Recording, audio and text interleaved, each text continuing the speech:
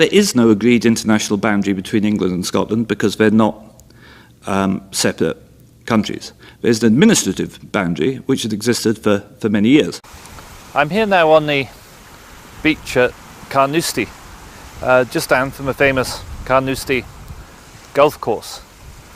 We've come up north here from Dundee today, and people are surprised when you tell them that if you go straight out to sea from here due east, and don't go to south at all, just keep going east from here, you'll eventually hit English waters, because extraordinarily the English-Scottish maritime border runs north of Carnoustie almost as far as Arbroath. That amazes most people. Most people assume that it goes out due east from Berwick-upon-Tweed, and indeed it did. It did until 1999. The border was a line running due east from the mouth of the Tweed. In 1999 it was changed, and while it still starts at the mouth of the Tweed, it now tends heavily in the northward direction until it finishes up around Arbroath. That change was made in 1999 in an extraordinary and secretive way. There was never any debate on it in the UK Parliament. There was a change made under the authority of the UK Parliament, but by secondary legislation. That's simply a document signed by a minister without having to go through Parliament. And it was never discussed in the Scottish Parliament at all, because it was signed into law literally the evening before the Scottish Parliament came into existence.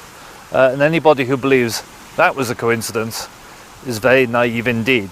The reason it was pushed through was because if, again, you go straight out to sea from here, there's 7 oil fields between here and Berwick-upon-Tweed, which are now in English waters, including, for example, the Argyll field, which is now English.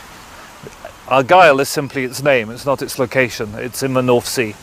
The reason this was done was deliberately to weaken the case for independence by moving some oil fields from Scotland into England, and to distort the revenue figures. When you see figures for GDP for Scotland and for England, remember 7 oil fields have been taken off Scotland's total and put into England's total by this change in 1999. This is something we don't have to accept.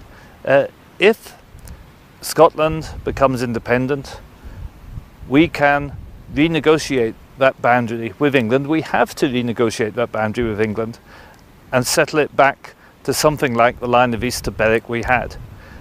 If they remain obdurate in negotiations, then we have the options to go to the International Court of Justice or to the International Law of Sea Tribunal at The Hague.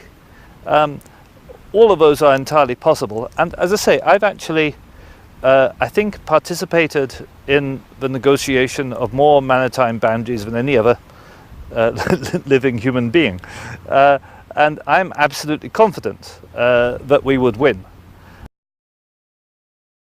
The main point I want to leave with you is the issue of bad faith.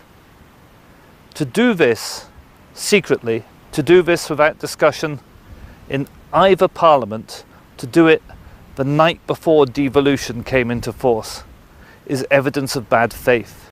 To do it deliberately in order to discourage the prospects for Scottish independence is bad faith. And that this stealing of Scottish waters was done by Tony Blair and Donald Dewar as part of the opposition, if you like, the antidote to the devolution settlement, just goes to show that you cannot ever believe that the Labour Party has Scotland's interests at heart.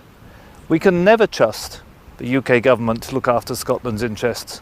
The only way to stop this kind of stitch-up in future is for Scotland to become an independent state.